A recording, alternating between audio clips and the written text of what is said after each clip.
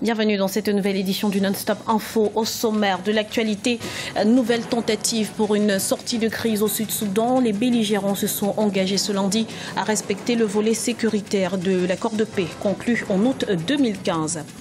Appel à la paix en Centrafrique. Les ex-rebelles de la Seleka se disent enfin prêts à procéder à des pourparlers pour un retour définitif à la stabilité. Et puis, l'aviculture est en plein essor au Burkina Faso. Il faut dire que la volaille est de plus en plus prisée par les populations, notamment à Ouagadougou, la capitale. Mais avant de développer ces titres, ça y est, les jeux sont faits au Congo-Brazzaville. Les résultats officiels du référendum constitutionnel ont été annoncés ce mardi 27 octobre. Le oui l'emporte à 92,96% des suffrages. Le taux de participation s'est quant à lui établi à 72,44%. À noter que l'adoption de ce projet de constitution ouvre la voie à un nouveau mandat du président Denis Sassou Nguesso en 2016. Cette fois, sera-t-elle la bonne? Les parties prenantes au conflit sud-soudanais ont signé ce lundi à Addis Abeba en Éthiopie un document les engageant à mettre en œuvre le volet sécuritaire de l'accord de paix signé en août 2015. Les précisions d'Arwa Barkala. René au Soudan du Sud.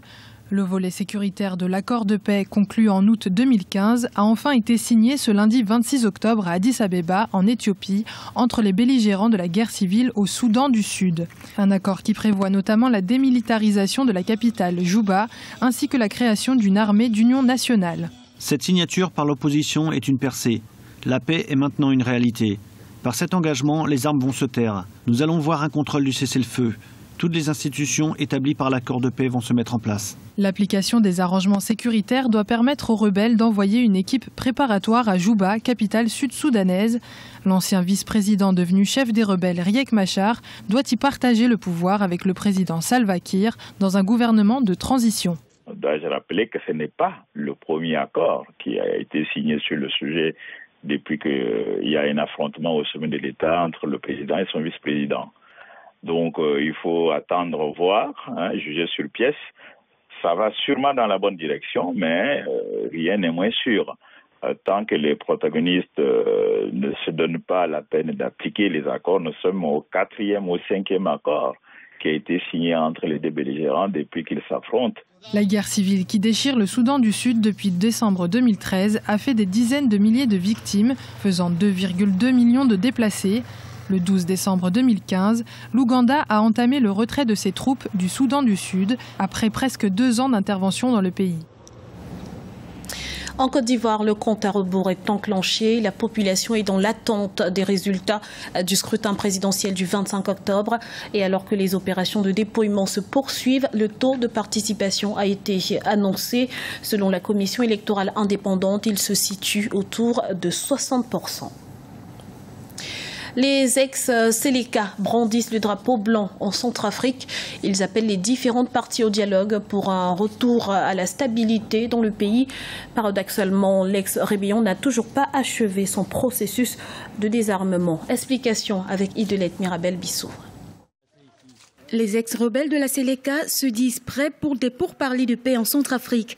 Et ces combattants ont contribué à amplifier la violence ethnique en cours dans le pays depuis 2 ans, des troubles qui ont créé une instabilité sécuritaire dans le pays et bouleversé le calendrier électoral. Le commandant du groupe à travers l'Union pour la paix en Centrafrique, UPC, lance un appel au dialogue. L'UPC a tenté de rapprocher les deux communautés et de faire la paix à Bambari. Je souhaite que chrétiens et musulmans puissent avoir de bonnes relations comme avant. En 2013, le groupe rebelle musulman de la Seleka contrôlait Bangui, la capitale. Après, une milice chrétienne a vu le jour. Depuis, des violences qui ont paralysé la capitale centrafricaine et environ ont fait plus de 40 000 déplacés. L'appel de la Seleka à la paix est une préoccupation des populations. Seulement, le retard dans le désarmement de la milice ne rassure pas les Centrafricains. Si aujourd'hui, la coalition Seleka se prédispose pour la paix, il n'a pas d'inconvénient que la population centrafricaine rejette cet appel, qui ne doit d'ailleurs pas être seulement un appel du bout des lèvres, mais un appel du cœur. Mais si on veut aller à la paix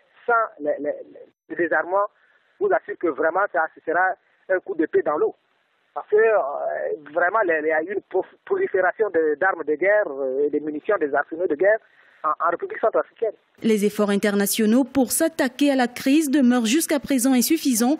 De milliers de civils ont quitté le pays depuis le début de la crise pour des camps de réfugiés dans les pays voisins. À cause de l'insécurité et de l'instabilité économique, le calendrier électoral a été révisé. Les élections sont attendues d'ici fin 2015 dans le pays.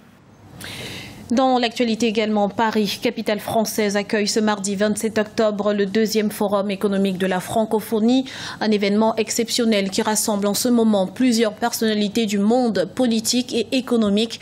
On écoute tout de suite Michaël Jean, secrétaire général de la francophonie, qui s'exprime sur les potentialités de l'espace francophone.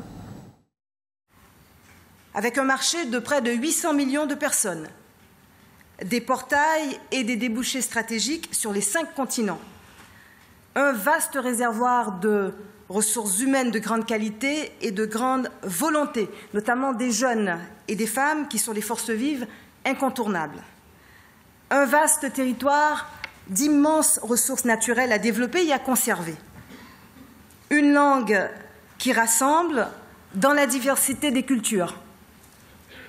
La langue française, 3e langue des affaires dans le monde, ne la sous-estimons pas. Tout dans notre espace est en mouvement et en croissance. Tout foisonne de possibilités, de savoir-faire et d'initiatives en marche. Aucun décideur économique qui se projette à l'international ne peut ignorer les opportunités qu'offre l'espace francophone. Et sachez que vous pourrez suivre dès 14h GMT la suite de cet événement spécial sur notre antenne avec des débats sur les différentes thématiques retenues pour cette 2e édition du Forum économique de la francophonie. L'actualité économique à présent, l'aviculture est une filière prometteuse au Burkina Faso. Consciente de cela, les autorités et les professionnels redoublent d'ingéniosité pour développer nouvelles techniques de production, objectif accroître le rendement et donc à terme la production nationale. Idelette Bissou. L'aviculture au Burkina Faso, une filière en plein essor. De grands types sont pratiqués par les aviculteurs. L'aviculture villageoise basée sur l'élevage de races locales suivant un système extensif et l'aviculture moderne basée sur l'élevage de races importées. La volaille est de plus en plus prisée par les populations. La seule ville de Ouagadougou absorbe plus de 50 000 poulets par jour. La filière s'annonce donc prometteuse les jours à venir. Une activité, une filière porteuse, sûre, qui a été érigée au rang des filières prioritaires du ministère parce qu'elle a effectivement cette grande composante de lutte contre la pauvreté et qu'elle a affaire à des espèces qui ont un cycle court. Donc la volaille, au bout de 6 mois, au bout de 8 mois, donc vous pouvez vendre les produits et les œufs. Donc c'est vraiment une filière qui intervient de façon sûre dans la microéconomie familiale. La grippe aviaire signalée en début d'année 2008 dans certains pays limitrophes a décimé plus de 200 000 poulets en 2015 au Burkina Faso. Les aviculteurs ont enregistré des pertes de l'ordre de 3 milliards de francs CFA. Le gouvernement a mis en place des mécanismes pour éviter l'extension de la maladie. Le secteur est aussi confronté à des problèmes de financement et d'infrastructure. Nous faisons appel à des équipements modernes. Ces équipements modernes, ces intrants pour l'alimentation moderne, ils sont importés. Ils sont importés des pays du Nord ou de chez nos voisins qui sont plus nantis que nous. Ils sont soumis à des taux de douane dissuasifs. Quand vous faites venir des équipements pour votre exploitation, des équipements pour l'aviculture moderne, vous êtes taxé exactement comme quelqu'un qui importe des produits prohibés ou je ne sais quoi. Le foncier est un autre facteur limitant le développement de la filière avicole, surtout en zone périurbaine. L'aviculture est un secteur pourvoyeur d'emplois qui permet de lutter contre le chômage au Burkina Faso. C'était le journal de la rédaction. Merci pour votre fidélité. Retrouvez dans un instant une nouvelle édition de l'information sur Africa 24.